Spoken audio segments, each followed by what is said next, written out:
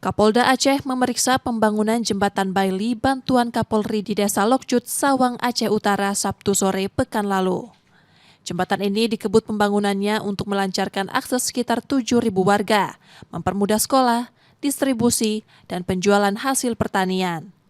Kami mengecek jembatan Baili bantuan Bapak Kapolri untuk masyarakat Lokcut yang menghubungkan satu desa dengan kota yang penduduknya 7.000 orang. Di sini tempat pendidikannya, di sini tempat menjual hasil-hasil pertaniannya, sehingga sangat terganggu. Bapak Kapolri membantu jembatan Baili.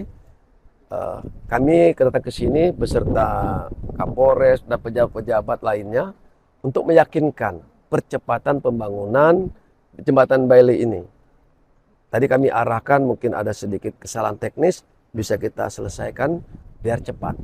Karena kehadiran kita ini kan mencari solusi percepatan bisa melebihi target yang ditentukan. Hadirnya Polri bagi warga terdampak banjir diharapkan mempercepat mobilitas dan pemulihan ekonomi pasca bencana.